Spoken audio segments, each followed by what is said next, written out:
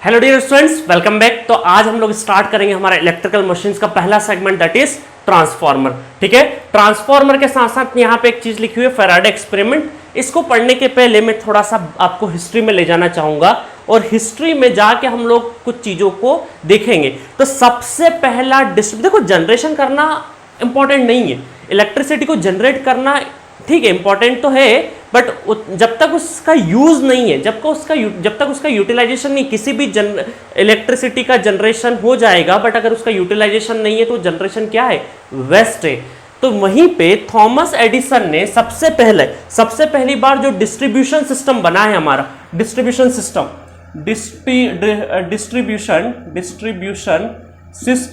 सबसे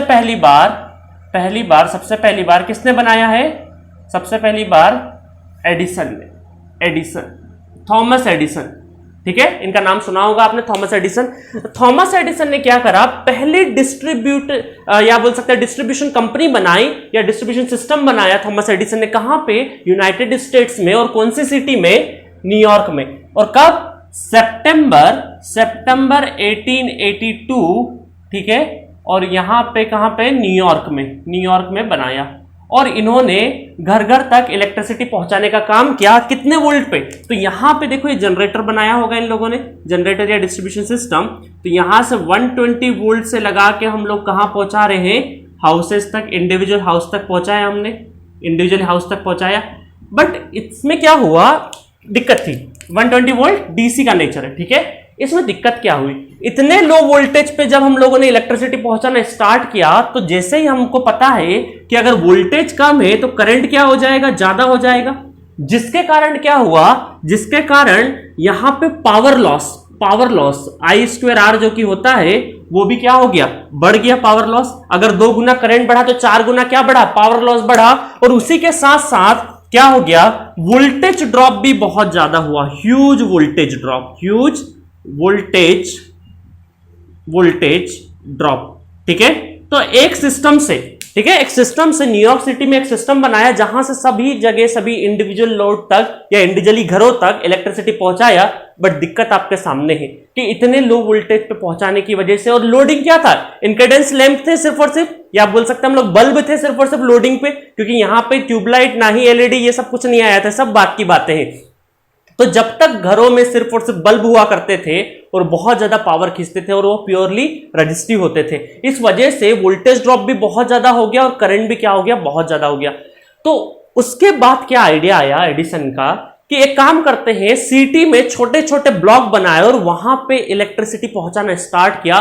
बट वो इतनी काउंटिंग में बनाने पड़ गए ब्लॉक्स कि वो आइडिया काम नहीं किया, वो फिजिबल नहीं था। बट क्या हुआ, उसके कॉन्करेंट ही क्या हो रहा था, एक और रिसर्च चल रही थी, और कौन आया, ट्रांसफार्मर आया। ठीक है, कौन आया, ट्रांसफार्मर आया, और इसने सारी प्रॉब्लम का सॉल्यूशन दे दिया। क्योंकि ट्रांसफार्मर ने क्या किया कि सबसे पहली चीज, अभी हम लोग एक्सपेरिमेंट वगैरह सब में देखेंगे, सबसे पहली चीज ये चलता है एसी पे, सिर्फ और सिर्फ अल्टरनेटिंग करंट पे, डीसी पे नहीं चलता था उस टाइम तक। ठीक है, तो एसी पे चलने वाला है ट्रांसफार्मर, और इसके लिए एसी सिस्टम, ये मैंने सिंबॉलिक एसी बना दिया। ठीक है, ये डीसी है, प्लस माइनस बोल सकते हैं हम लोग डीसी। यहां पे पता चला कि हमारे पास अगर जनरेशन कर दे, क्योंकि जनरेशन बहुत ज्यादा वोल्टेज पे हो नहीं सकता है, तो जनरेशन अगर हम लोग 11 से लगा के 25 किलो वोल्ट तक कर दें किसी तरह, और अगर मुझे कहां तक पहुंचाना है, बहुत लॉन्ग ट्रांसमिशन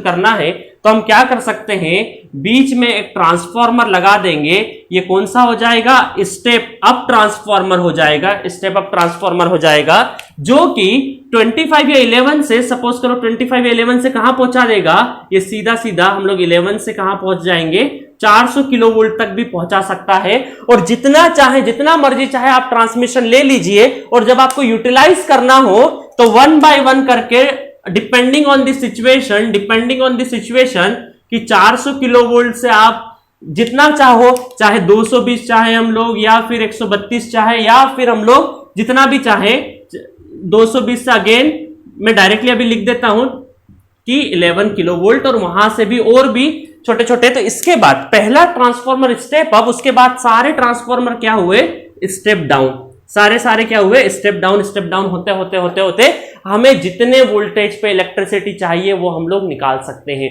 तो देखो क्या हुआ, इतने हाई वोल्टेज पे ट्रांसमिशन की वजह से कुछ फायदे हुए कि जो भी पावर है वो प्रोपोर्शनल टू वोल्टेज स्क्वायर हो गया। मतलब कि 2 गुना अगर वोल्टेज बढ़ गया तो 4 गुना क्या बढ़ गया, पावर ट्रांसमिशन बढ़ गया। और पावर लॉस क्या हुआ, power loss depend on the current square. तो क्या बोल सकते हैं हम लोग कि अगर वोल्टेज बढ़ा तो करंट क्या हो गया, कम हो गया। तो इसके साथ में अगर वोल्टेज बढ़ा तो पावर ट्रांसमिशन 4 गुना हो गया, 2 गुना, और 2 गुना करंट कम हुआ तो पावर लॉस क्या हो गया, 4 गुना कम हो गया।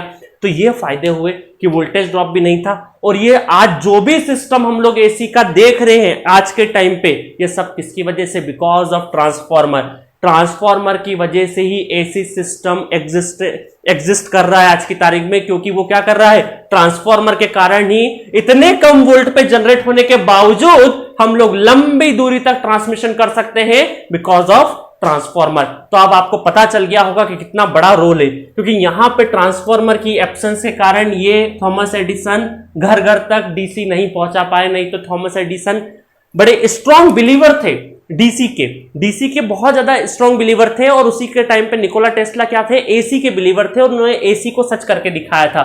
ठीक है, तो ये थोड़ा हिस्टोरिकल वे बता दिया आपको। एक चीज बतानी थी मुझे बस कि ट्रांसफॉर्मर का क्या इंपॉर्टेंस है। तो इस तरह से 1882 में न्यूयॉर्क में, और 1882 अगर देखें और आज का टाइम देखें तो बहुत ज्यादा पुराना नहीं है, लगभग 125 साल और 150 साल, ज्यादा से ज्यादा इलेक्ट्रिसिटी का जो हिस्ट्री है 150 साल से ऊपर का नहीं है। और आज हम लोग इतना बड़ा चेंज देखते जा रहे हैं, डे बाय डे हम लोग इलेक्ट्रिसिटी तरफ जाते ही जा रहे हैं। ठीक है गाइस, तो चलिए देखते हैं, हम ज्यादा टाइम वेस्ट नहीं करते हैं। और अब समझ गए हम लोग कि ट्रांसफॉर्मर का इलेक्ट्रिसिटी सप्लाई में कितना बड़ा रोल है। ठीक है, तो इसी के साथ मैं रफ कर देता हूं और हम लोग बात करते हैं कि सबसे पहली बार ये आइडिया कैसे आया था माइकल फैराडे के दिमाग में, उस पे चर्चा करते हैं। ठीक है, तो सबसे पहली बार देखें अगर हम लोग, तो ये तो रहा इसका एप्लीकेशन, एक बड़ा एप्लीकेशन था, मुझे बतानी थी थोड़ी हिस्ट्री भी इस वजह से ताकि आपका इंटरेस्ट बना रहे। अब देखते हैं फैराडे एक्सपेरिमेंट। फैराडे एक बार बहुत गुस्सा हो गए। ठीक है, फैराडे बहुत ज्यादा पढ़े लिखे नहीं थे, आप चाहो तो उनकी ऑटोबायोग्राफी में अलग अलग पेजेस पे अलग अलग स्टोरीज उनकी पढ़ सकते हो, वो सारी चीजें पर डिस्कस नहीं करेंगे। फैराडे ने एक बार क्या किया, किसी वजह से लेबोरेटरी में वो गुस्सा होकर आ गए और उन्होंने क्या करा, एक मैग्नेट को फैराडे के पहले, फैराडे ये जो एक्सपेरिमेंट बता रहा हूं, इस एक्सपेरिमेंट के पहले मैग्नेट को एक जादुई पत्थर माना जाता था, या फिर हम लोग बोलते थे मैजिक स्टोन के नाम से जाना जाता था। तो यहां पे कॉइल रखा हुआ था, ठीक है, इस तरह से मैं कॉइल बना देता हूं, क्लोज्ड कॉइल बना देता हूं, जिससे कि एक गैल्वेनोमीटर कनेक्टेड था। क्या था, एक गैल्वेनोमीटर कनेक्टेड था। ठीक है, और यहां पे क्या हुआ कि फैराडे किसी वजह से गुस्सा होकर लेबोरेटरी में आए और ये कॉइल था, ये गैल्वेनोमीटर था, उन्होंने क्या किया, कुछ आसपास रखा हुआ एक चीज, ऐसा चीज जो कि जिसके अंदर मैग्नेट का प्रेजेंस था, एक्चुअल में मैग्नेट नहीं था, मैग्नेट का प्रेजेंस था, उन्होंने किसी तरह से वो फेंका जिसमें कि थोड़ा थोड़ा मैग्नेट का नेचर था। हो सकता है वो डस्टर हो सकता है, अलग अलग स्टोरीज में अलग अलग नाम है, बट हम लोग ठीक है, हमको स्टोरी से बहुत ज्यादा उस चीज से लेना देना नहीं है, हमें यहाँ का कंक्लूजन पॉइंट उठाना है। तो देखा कि किसी एक चीज में ऐसी एक चीज है जिसमें जो कि मैग्नेट से बनी हुई है, वो उन्होंने जोर से गुस्से से फेंका, और जैसे ही फेंका तो वो कहां, इस कॉइल से पास कर गई। इस कॉइल से क्या कर गई, ये मैग्नेट पास कर गया। मैग्नेट, ये मैजिक स्टोन बोल सकते हैं अभी हम लोग, ठीक है, जब तक इन्वेंट नहीं हुआ था, जब तक क्या है मैजिक स्टोन है, पास कर गया। और एक और अच्छी चीज थी माइकल फैराडे के साथ में कि वो बहुत ज्यादा कीन ऑब्जर्वर थे, बहुत ही जल्दी से शार्प ऑब्जर्वर, जिसको कीन ऑब्जर्वर बोलते हैं, कि जल्दी से उन्होंने देख लिया, गुस्सा छोड़ा और देखा कि ये जो निडल है गैल्वेनोमीटर का, ये कहीं ना कहीं हल्का सा मूवमेंट हुआ है। तो इसका मतलब उन्होंने क्या करा, वापस से उसको लेके आए, मैग्नेट को वापस से फेंका, वापस से देखा कि जो गैल्वेनोमीटर का जो निडल है ये मूवमेंट कर रहा है, जबकि कोई भी फिजिकल कांटेक्ट नहीं हो रहा है। आरी बात समझ में, उन्होंने आइडिया पिक कर लिया, कुछ ना कुछ तो हो रहा है, मिस हैपनिंग या कुछ ना कुछ हैपनिंग हो रहा है इसके अंदर, जो कि मुझे पता लगाना है। तो असल में हुआ क्या, उन्होंने मार्केट से बहुत सारे मैग्नेट खरीद के लाए और उन्होंने क्या करा कि छोटे बड़े साइज के अलग अलग जो भी मैजिक स्टोन थे, जो कि मैग्नेट बोले गए बाद में, उनको फेंकना स्टार्ट किया। तो उन्होंने पता किया कि साइज ऑफ मैग्नेट, उन्होंने क्या पता किया कि साइज ऑफ मैग्नेट, अगर साइज ऑफ मैग्नेट बदल बदल के फेंके साइज ऑफ मैग्नेट, तो ये जो डिफ्लेक्शन हो रहा है, ये जो डिफ्लेक्शन हो रहा है साइज ऑफ मैग्नेट की वजह से, उसमें साइज ऑफ मैग्नेट की वजह से जो भी डिफ्लेक्शन हो रहा है उसमें कम ज्यादा हो रहा है, डिफ्लेक्शन का इंटेंसिटी पे अंतर पड़ रहा है जब मैं मैग्नेट के छोटे साइज या बड़े साइज निकाल रहा हूं इसके अंदर से, इसके अंदर से मैं थ्रो कर रहा हूं कॉइल के अंदर से, तो साइज ऑफ मैग्नेट के कारण, छोटे मैग्नेट के कारण, बड़े मैग्नेट के कारण ये निडल का डिफ्लेक्शन का जो इंटेंसिटी वो डिफर कर रहा है, इसकी वजह से इस पर डिपेंड कर रहा है। तो हम क्या बोलेंगे, साइज ऑफ मैग्नेट पे ये निडल क्या हो रहा है, चेंजेस इसमें हो रहे हैं। उसके बाद देखें माइकल फैराडे ने एक और काम किया कि काम करते हैं कम स्पीड या ज्यादा स्पीड से फेंकते हैं। देखो इस फेंकने का भी एक स्पीड होता है, बहुत जोर से फेंका, बहुत लाइटली फेंका, तो मतलब कि स्पीड ऑफ मैग्नेट कम या ज्यादा से अगर देख रहे हैं या बहुत तेजी से पास हो रहा है तो डिफ्लेक्शन कुछ और है, और बहुत कम स्पीड से जा रहा है तो डिफ्लेक्शन कुछ और है। इसका मतलब स्पीड ऑफ मैग्नेट से भी क्या है, इस डिफ्लेक्शन में अंतर आ रहा है। उसके बाद देखा कि कॉइल का साइज बदलते हैं, ठीक है, अब छोटा साइज का कॉइल था, अब बड़ा साइज का कॉइल लेके आते हैं, तो देखा कि साइज ऑफ कॉइल अगर बदल रहे हैं तो उससे भी क्या हो रहा है, डिफ्लेक्शन में अंतर आ रहा है। बट उन्होंने देखा कि अगर इसको मोड़ दिए, कभी क्या है, सर्कुलर पाथ है, अगर उसको सेम लेंथ की कॉइल को अगर मैं मोड़ दूं, शेप चेंज कर दूं, इसका सर्कुलर रख दूं या कुछ और रख दूं, तो क्या हो जाएगा, यहां पे शेप ऑफ द कॉइल से अंतर नहीं पड़ रहा है, मतलब कि क्लोज्ड होना चाहिए, शेप कुछ भी हो, ठीक है। तो हम लोग कंपैरिजन भी दो इक्वल लेंथ के शेप्स की ही बात कर रहे हैं। अब ऐसा नहीं कि आप साइज पे आ जाओ, फिर तो साइज हो गया ना, वो साइज ऑफ कॉइल हो गया, ठीक है। सेम साइज की अगर कॉइल को अगर शेप बदल दे तो ज्यादा अंतर नहीं पड़ रहा है। इसका मतलब सिर्फ और सिर्फ आपको अंतर किससे पड़ रहा है, तीन चीजों से अंतर पड़ रहा है।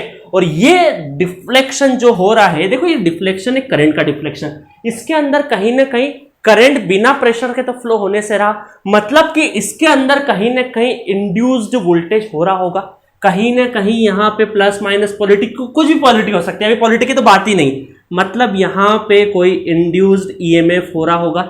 देखो अंदर की साइड किसी कॉइल के, क्लोज लूप कॉइल के अंदर अगर पोटेंशियल डेवलप होता है उसको बोलते हैं हम लोग इंड्यूस्ड कॉइल, है ना, किसी की वजह से इंड्यूस्ड हो रहा है उसके अंदर। तो इसका मतलब है जो डिफ्लेक्शन आ रहा होगा ये किसकी वजह से आ रहा होगा, एक इंड्यूस्ड ईएमएफ की वजह से हो रहा होगा। और यहीं से फैराडे एक्सपेरिमेंट हुआ है और यहीं से बना है फैराडे लॉ। यहीं से क्या बना है, फैराडे लॉ। और फैराडे लॉ ने क्या बोला है, फैराडेस लॉ, ठीक है, ध्यान से देखना इस लॉ की अलग अलग बातें। The magnitude of induced EMF, the magnitude of induced EMF is equal to the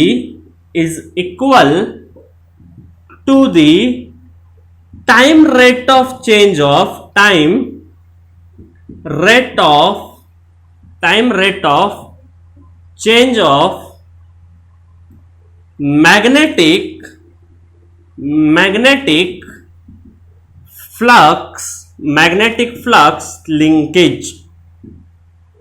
magnetic flux linkage। तो यहां से ये स्टेटमेंट बना, that is Faraday law. The magnitude, underline करने वाला वर्ड है, द मैग्नीट्यूड किसकी बात करी है, सिर्फ मैग्नीट्यूड की बात करी, पोलरिटी की बात नहीं करी है। The magnitude of induced EMF is equal to the time rate of change of magnetic flux linkage.